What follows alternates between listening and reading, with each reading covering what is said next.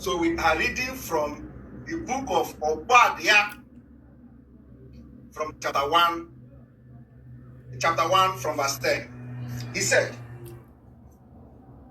"For violence against your brother Jacob, for violence against your brother Jacob, shame shall cover you, and you shall be cut off forever." Are you all listening?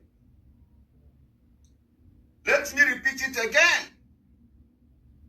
The book of Obadiah, chapter 1, verse 10, say, "For violence against your brother Jacob, shame shall cover you, and you shall be cut off forever."